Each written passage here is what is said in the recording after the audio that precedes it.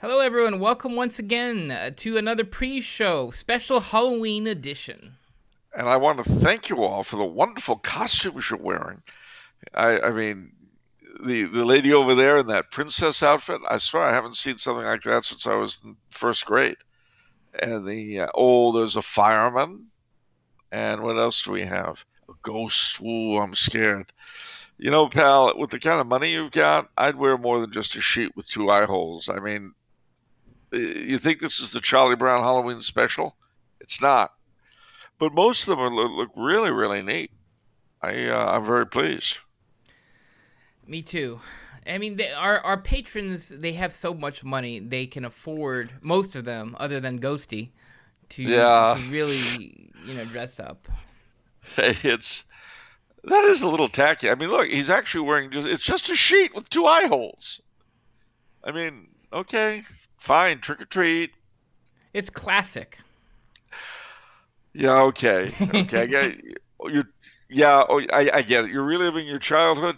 Yeah, okay, he's nodding yes. So I All guess that's what he's doing. right. All right. You know what?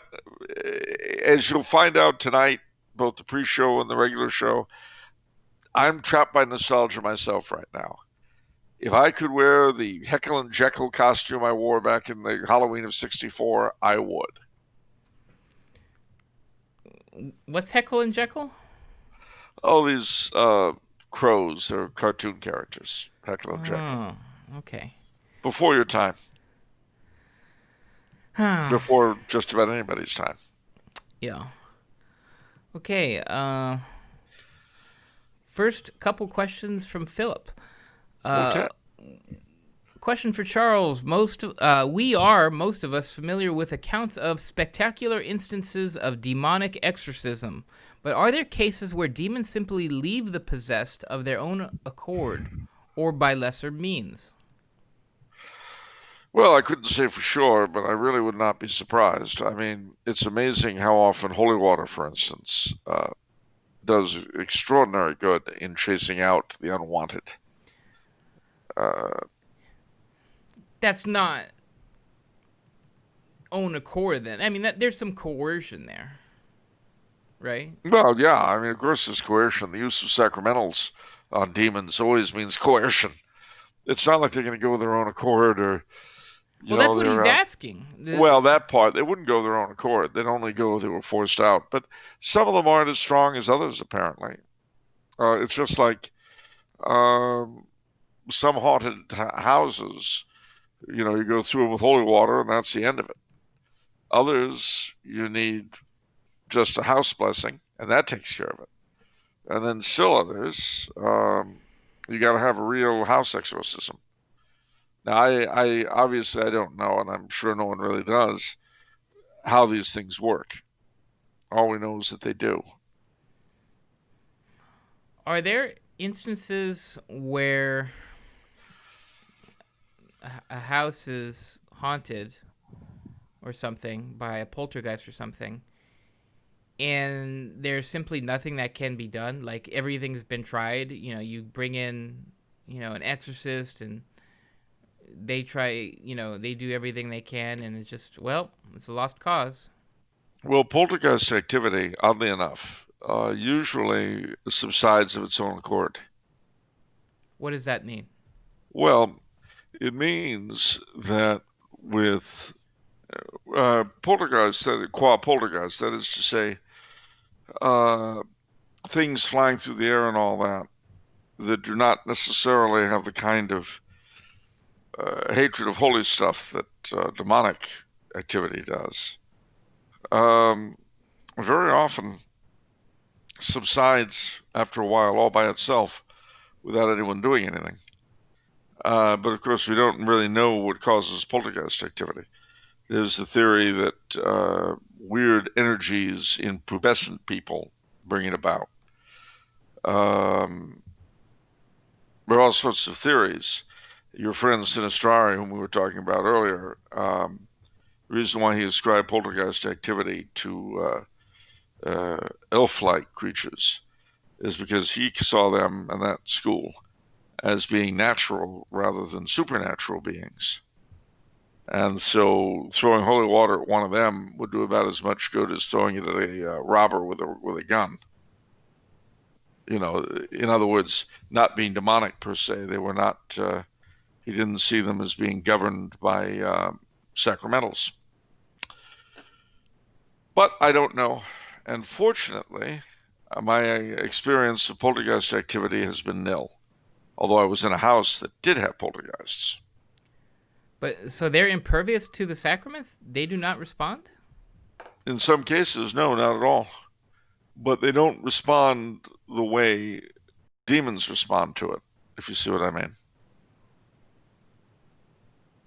Well, obviously demons are repulsed by the sacraments. Precisely, by sacramentals. Or sacramentals, excuse me. Yeah, you don't go running around throwing the host at them. But yeah, they're repelled by them. But with creatures of this sort, you have neither. And then you have the very peculiar tale of the Witch's Clip in West Virginia. We've told this story before, a peculiarly Catholic ghost story. There's a place in West Virginia near Martinsburg called Priest's Field, which is currently a retreat center for the Diocese of Wheeling, Charleston, West Virginia. Short version of the story, a local family owned the place, and now we're going back to the 18 teens, I think, early on.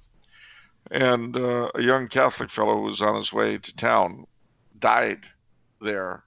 He caught a disease and died, which was not uncommon in those days. They had refused to get him a Catholic priest when he was dying.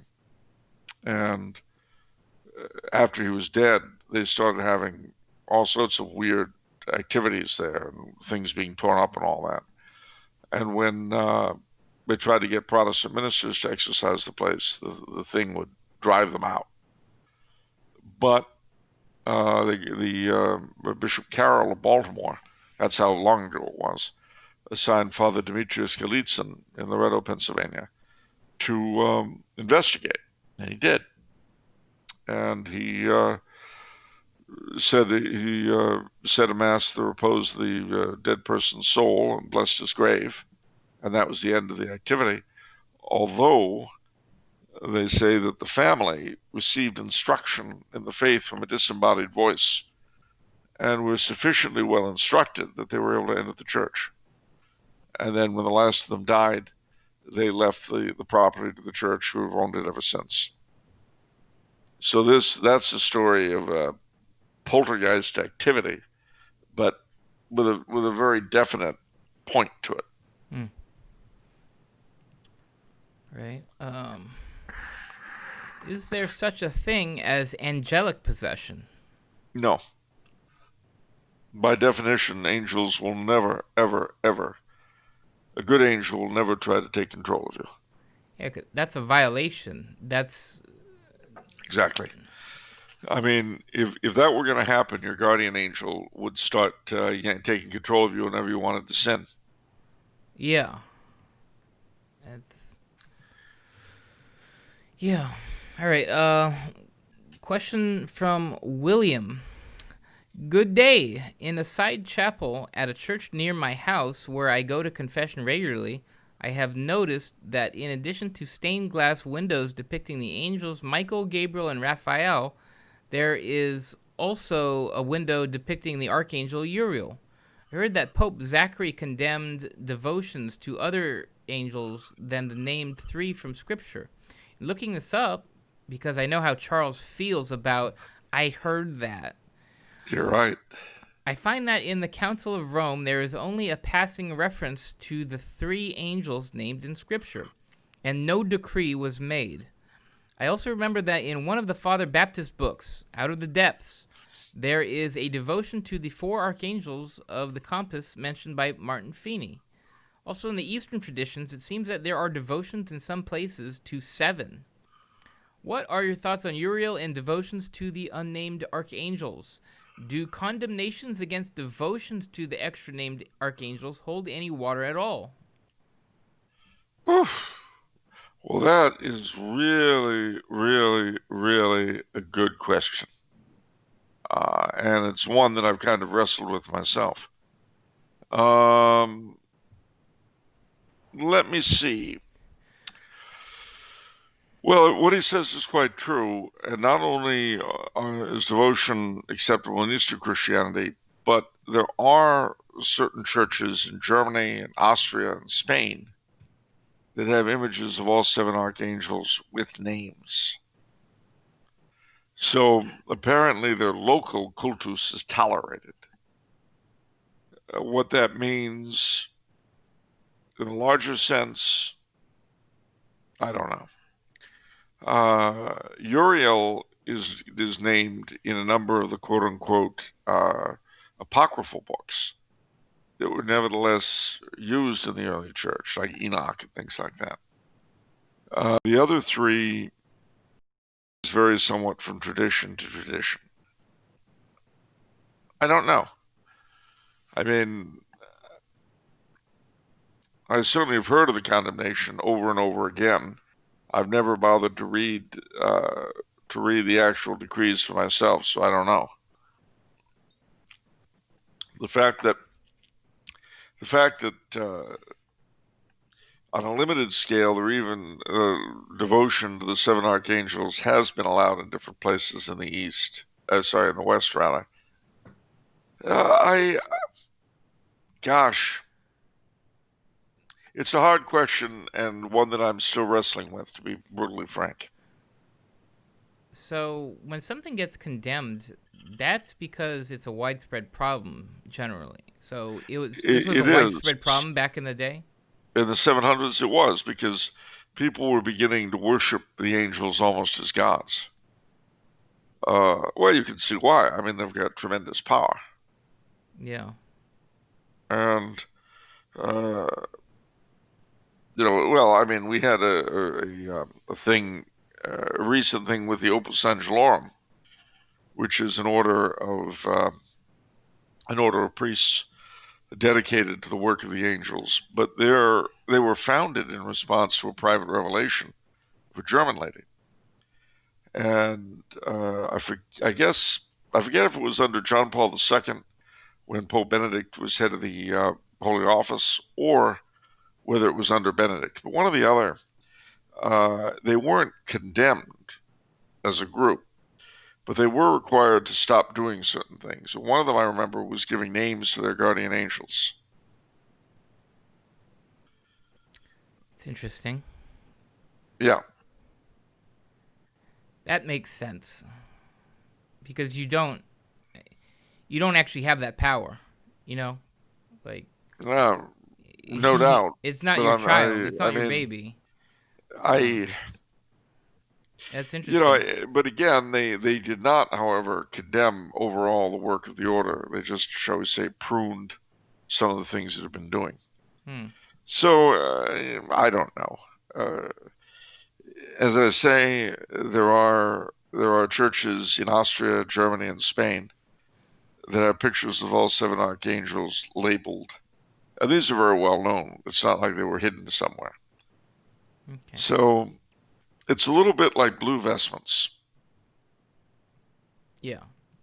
I mean, totally. Well, do you know what I mean by that? No. Okay. Well, I'll make it plain for you, because this comes up in Los Angeles from time to time. Basically, back in the 1700s, King Carlos III, the greatest king who ever lived in the entire world, ever. Yeah. Including Charlemagne and Constantine. Got it. You know why? Blue vestments? No. Why? More important than blue vestments or any other color vestments. It's your name? No. Much more important than me. He founded Los Angeles. Exactly. He's more important than anybody who ever lived, because he founded LA. Well, he was also very devoted to the Immaculate Conception. And so he got permission to settle it. And again, I've heard different stories, but at least the Immaculate Conception, possibly other Marian feasts, he got permission from the Holy See for all his dominions to wear sky blue vestments. Now, I did a lot of research into this because there were trads who were kind of fighting over whether or not you could get away with light blue vestments on Marian days, particularly the Immaculate Conception in L.A., seeing that L.A. was in fact part of the Spanish Empire under Carlos III and was in fact founded at his order. Well, to the best of my researches, what I thought I know, emphasis on what I thought I knew, was that these sky blue vestments could be worn anywhere in the Spanish Empire, but the former Spanish Empire, but the bishops of the place had to ask permission from Rome for the privilege. They'd be granted it, but they had to ask permission. So the bishops of the Philippines, for instance, asked and got it. That was what I thought I knew, till I came to Austria. The other thing I thought I knew was that it was sky blue, azul, as the Spanish call it, not deep, rich royal blue, and primarily for the Immaculate Conception. So the first feast, the first time that I'm here in Vienna, for the Feast of the Presentation of the Virgin Mary, I'm at the FSSP church, and they wear royal blue vestments. And I had to find out what that was about. So I asked. They said, well, it's the practice here in Austria. Well, was there an indult, or what's immemorial practice? They've always done it this way. And then I found out they do it in certain places in Belgium, which used to belong to Austria. So I don't know.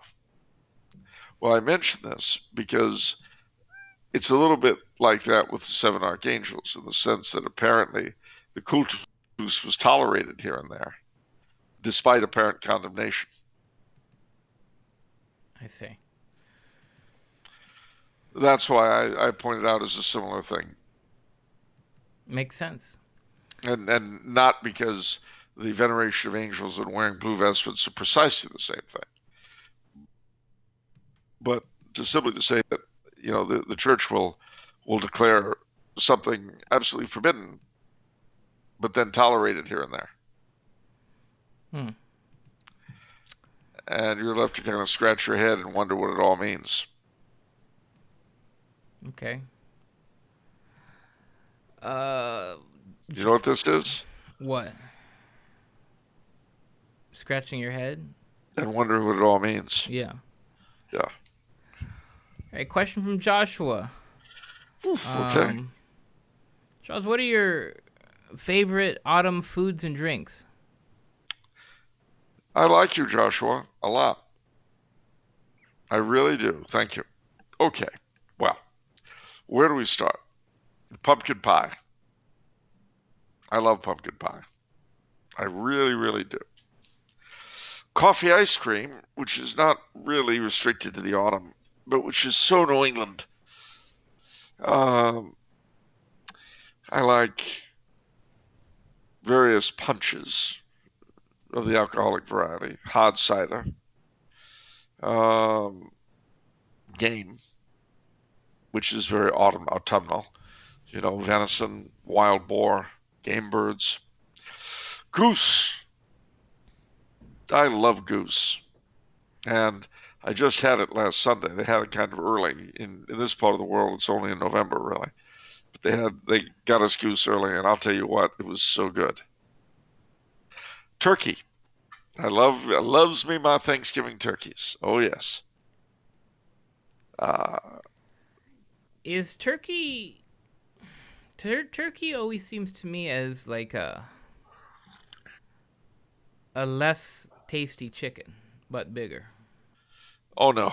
A well-made turkey that isn't dry and is wonderfully and deliciously basted and all that.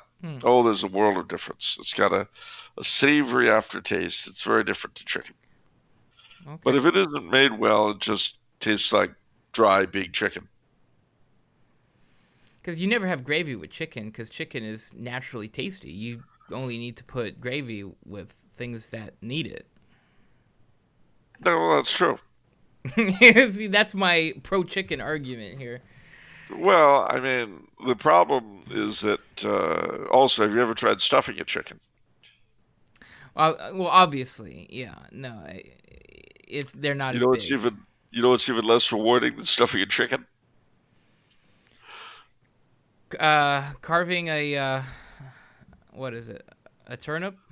No, well, that too would be kind of pointless. But no, stuffing a Cornish game hen. Stuffing a Cornish game hen. I don't have Yeah, an expertise in poultry. but you know, they're those little chicken-looking thingies. They're very small. They're about as big as your fist. And Okay. I'll tell you what, I don't know. You get maybe what four soup spoons full of stuffing into the thing. It hardly seems worth it to me. All right. But anyway, as far as autumn foods go, uh, candy corn. Mm. Nothing says autumn to me like candy corn.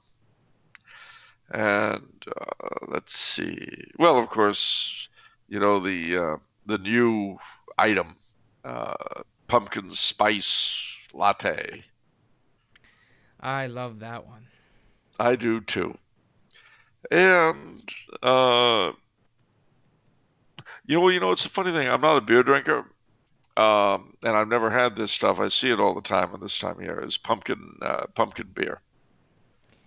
Yeah, I've had a variety actually of pumpkin ale, and the best are really really good. Actually, it's really cool. But there's a lot of ones that are okay, not really. They're kind of flat, I guess you could say. But yeah, In, yeah. in colonial times, they would ferment just about anything they could get their hands on. So, when people say, "Oh, it's a tradition that goes back to colonial times," yeah, I'm sure it does.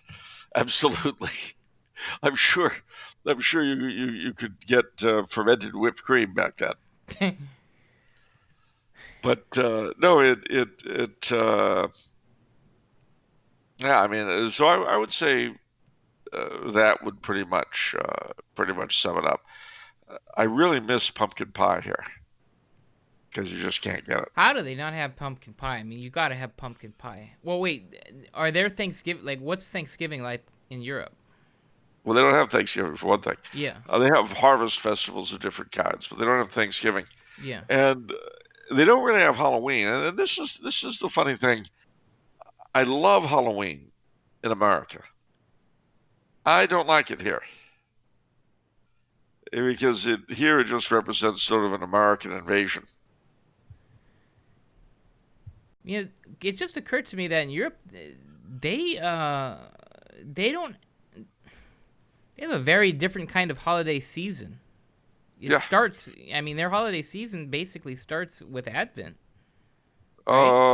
Well, no, not quite. It starts with St. Martin's Day, That's Martinmas. a big thing over there. Oh yeah, yeah. They'll have processions of kids with lanterns singing songs and led by a man on horseback dressed like St. Martin.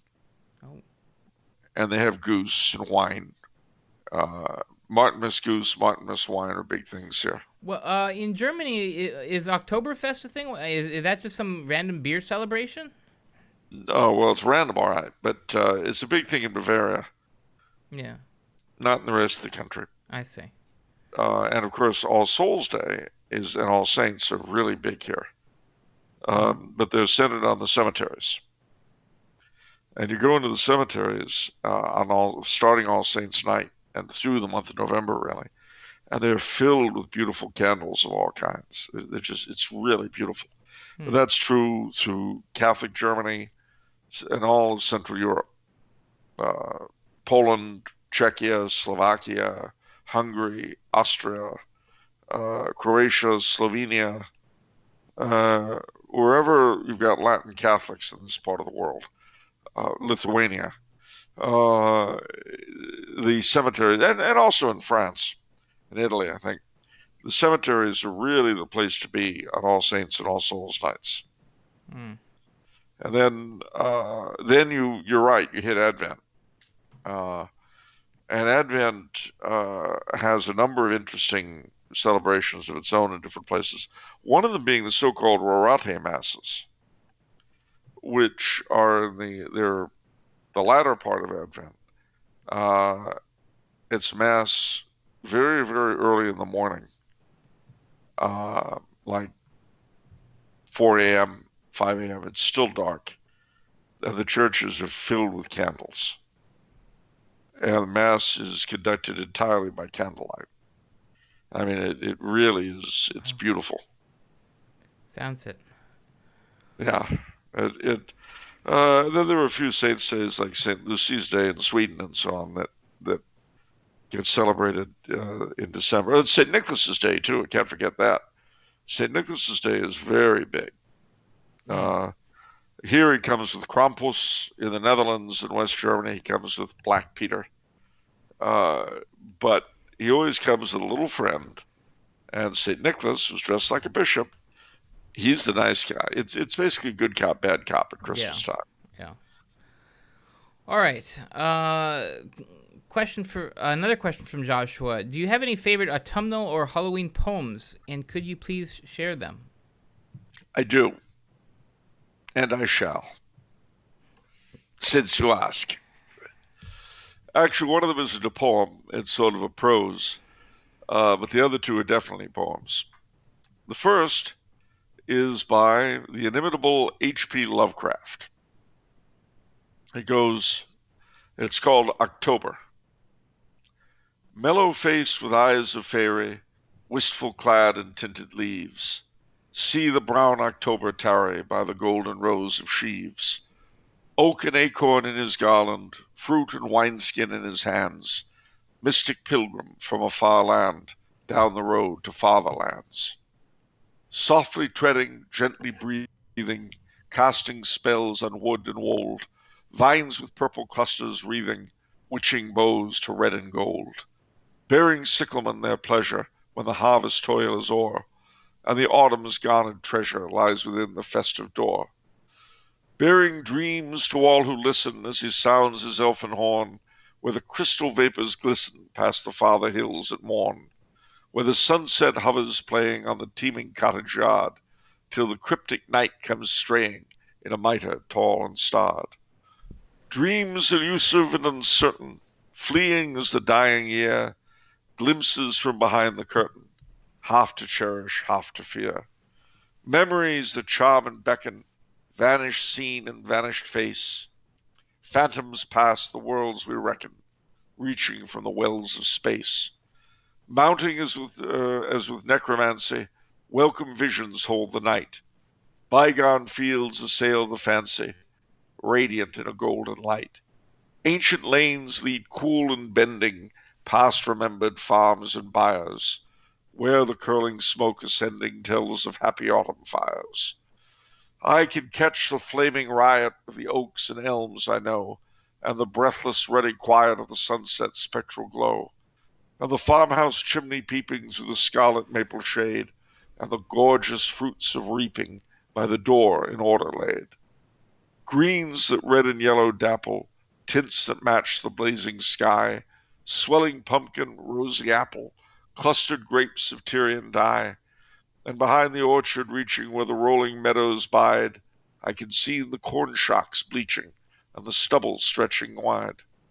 Skies alive with southern winging, ravens perched on sheaf and stack, groves with eager trumpets ringing as the quarry flees the pack. Swains with nuts and faggots plodding homeward to the twilit garth, soon to cluster, warm and nodding, round their cider and their hearth. Notes of village bells are soaring, peaceful in their vesper tune, as an eerie light comes pouring from the rising hunter's moon. Wild above the wooded mountains, weirdly shining on the streams, yellow floods from haunted fountains, witches dancing in the beams. Half-seen lights from outer distance, half-heard sounds from other spheres, beat with goblin-born insistence on the spirit's eyes and ears. Thoughts half thought, and yearnings sober, formless as the autumn's smoke. These thy gifts, obscure October, these the symbols of thy yoke. Mellow-faced with eyes of faery, wistful clad in tinted leaves, see the brown October tarry by the golden rows of sheaves. Oak and acorn in his garland, fruit and wineskin in his hands. Mystic pilgrim from a far land, down the road to fatherlands. How'd you like that one? You've said it on the show before. Oh, well. I mean, Mystic Pilgrim, it's interesting coming from an atheist. Yeah, it is.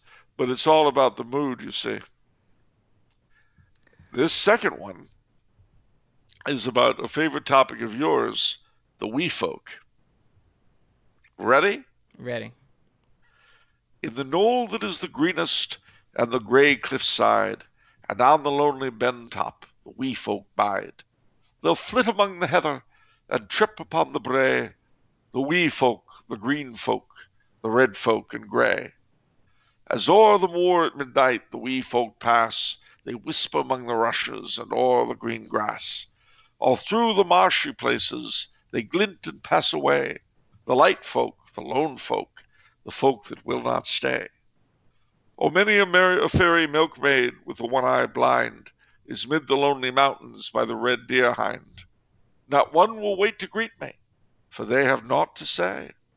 The hill folk, the still folk, the folk that flit away. When the golden moon is glinting in the deep dim wood, there's a fairy piper playing to the elfin brood. They dance and shout and turn about and laugh and swing and sway. The droll folk, the knoll folk, the folk that dance away. Oh, we that bless the wee folk have naught to fear, and ne'er an elfin arrow will come us near. For they'll give skill in music, and every wish obey. The wise folk, the peace folk, the folk that work and play. They'll hasten here at harvest, they will shear and bind. They'll come with elfin music on a western wind. All night they'll sit among the sheaves, or head the kine that stray. The quick folk, the fine folk, the folk that ask no pay. Betimes they will be spinning, the while we sleep. They'll clamber down the chimney, or through the keyholes creep. And when they come to borrow a meal, we'll ne'er send them away. The good folk, the honest folk, the folk that work alway. Oh, never wrong the wee folk, the red folk and green, nor name them on the Fridays or at Halloween. The helpless and unwary then, and bairns they lure away. The fierce folk, the angry folk, the folk that steal and slay. Donald A. Mackenzie. How'd you like that one? That was interesting. Did it? They start out all la la la la la, and they don't end that way, do they? Mm. And lastly, but not leastly, not a poem at all, and much shorter. Rather, this is from Ray Bradbury, his description of the October country. That country where it is always turning late in the year. That country where the hills are fog and the rivers are mist. Where noons go quickly, dusks and twilights linger, and midnights stay. That country composed in the main of cellars, sub-cellars, coal bins, closets, attics, and pantries faced away from the sun. That country whose people are autumn people, thinking only autumn thoughts, whose people passing at night on the empty walks sound like rain. Spooky enough for you? Yes. But it's hard to be spooky when it's 95 degrees. It's true. All right. That's the problem. You know, here, one can feel all this because it's definitely the dying of the year here. The leaves are finally turning gold. There's a real chill in the air. It's autumn here in Austria. Inescapable. But in California, it's still summer, isn't it? Mm-hmm. Yeah. All the leaves are brown. Please don't. All right. Question from Matthew. Uh, Yes, Matthew. Out of all the mythological cycles, Gaelic, Viking, Greek, Roman, etc., what is Charles' favorite story and who is his favorite mythological hero? Oof. Well, if we don't count people like King Arthur, if we're sticking with the pagans, uh, that's a good question. Um, well, I like Finn McCool, the Irish legends. Hector of Troy, I guess I'm very fond of, if you want to consider the Iliad a myth. Okay. Uh, I do love the Trojan War. Uh, Thor's Thor's fights with Loki are always fun if, for the Norse. I Yeah, I'm Balder, of course, getting shot with the mistletoe arrow. That always struck me as interesting. And of course, some of their creation stories, Jupiter fighting his father Saturn and all that. My favorite mythological hero, though,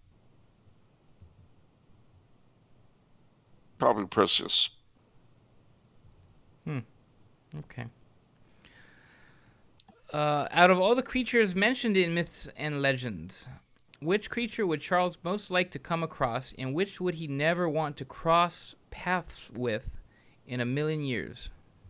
Oh, both good questions. Well, the one I'd like to run across would, of course, be the ever popular unicorn.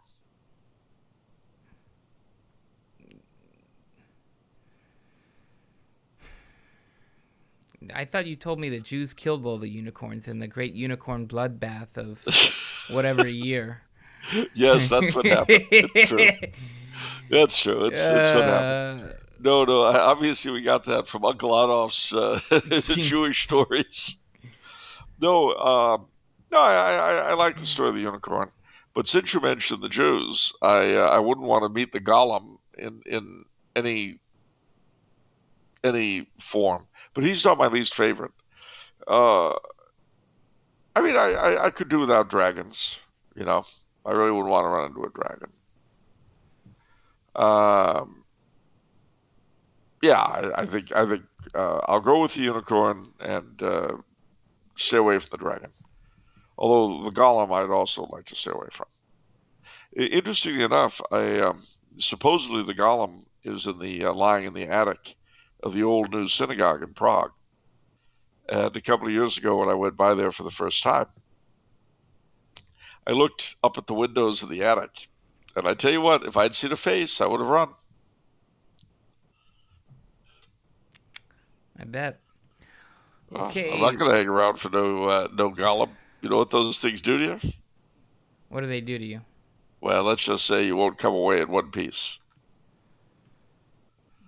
Big What? creature made out of clay. Yeah, what? They just are like humanoid figures that are elemental. Yeah, Yeah. but they hurt you. They're not nice. All right. Oh, you know what, of course, well, there's a lot. I mean, I could do without a vampire. Could do without a succubus. There are a lot of creatures in mythology that I'd really rather not be introduced to. Okay. Uh, Two questions from Joseph. I was recently so excited by Tumblr House's free shipping on all orders over $25 that I purchased two copies of Sean Leslie's Ghost Book. Wow. One for myself and one to pass along as the perfect seasonal gift. So Did supplies Sean, last? while supplies, yeah, we still have a bunch of Sean Leslie's Ghost Books. I'm pleased to say, but everything must go. All right. So anyhow, Act now. he says Sir Sean is in fact a relation of mine through his Oh, mother Leonie Jerome and the illustrious Jerome lineage, along with our dear cousin Winston. yeah. Could Charles perhaps comment on the Jerome family and their exploits and influence in American and British life? Not a lot, except to say that Jenny Jerome, Leonie Jerome, were the daughters of a millionaire from New York named Jerome. They were part Iroquois Indian. Uh, And frankly, that's all I know off the top of my head. But they were a very influential family at the time. Okay.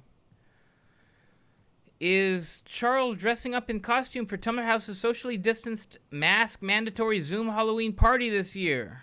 Does he have any favorite costumes or characters that he has dressed up as for Halloween or other events in the past? Well, yes, I will be attending as always. This year we're going to be socially distanced only from the rest of the world, in the sense that within the Tumblr House Tower we won't need to maintain any distancing, and no one is allowed in who's not there already. Isn't that great? Don't you feel safe and you don't need to do this whole hassle of socially distanced? Yes, I absolutely. I think it's wonderful. I've no complaints from me on this. No, sir. Uh, and the interesting thing though is that I've been asked repeatedly if any of the Tumblr House festivities for the Halloween are going to involve the 13th floor. Where I'm reasonably assured that it's Halloween all year round. And then, of course, you know what'll happen. Someone will ask you about my last trip up there.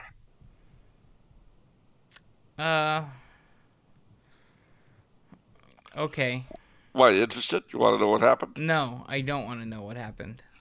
You don't care what goes on in your own building. What happens on the 13th floor stays on the 13th floor, Charles. Thank heaven.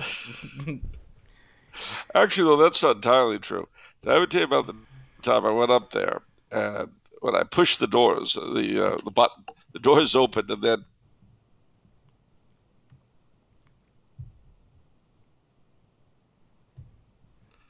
I'm sorry, what were we talking about?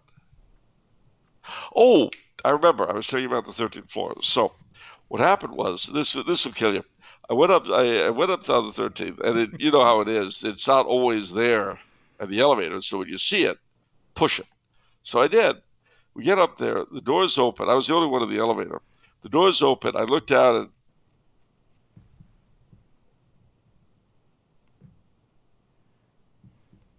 I'm sorry. What were we talking about? The 13th floor? Oh, yes, the 13th floor. So I was going to go up to the 13th floor because I saw, well, you know how it is. You don't always see the sign there when you're in the elevator, but I did. So I pressed it. The elevator goes up. I was the only one in the elevator. Doors open up. I looked down and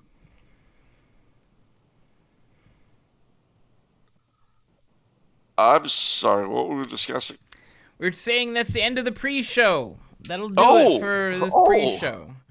are there no more questions? No more questions for the pre-show, but there's plenty more questions saved up for the full episode.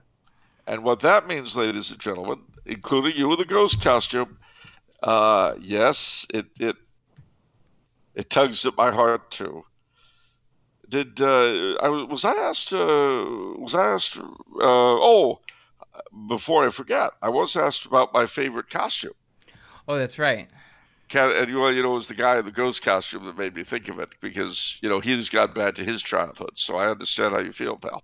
Believe me. Well, I've had several costumes down through the years that have really stuck in my memory. The first, of course, was my first.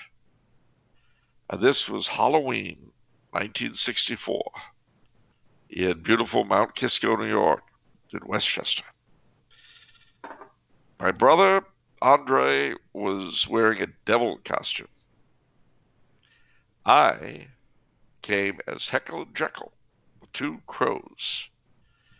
But I mean, there was one crow mask, but the sort of weird black thing. I found the same thing, by the way, on eBay for fun. I looked up Heckle and Jekyll Halloween costume. There it was, precisely the one I had all those years ago. And it was sort of a jumpsuit with the two crows. It was a black jumpsuit with sort of the two crows in yellow, Heckle and Jekyll, and then the mask.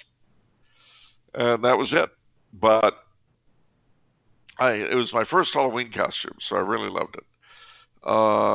Another year, I went out as a scarecrow, which I liked. I liked going as a vampire, as Dracula. I one year I went to a Halloween party at a job I had as a uh, sort of a stockbroker from 1910, which was a lot of fun. So those are some of the costumes I've done on Halloween. Hmm. I really enjoy them. I really enjoy everything about Halloween, and there it is. So now you know. Okay. Stay tuned for the full episode, everyone. You bet, and keep those costumes on. You too, Ghosty. Yeah. We'll see you there.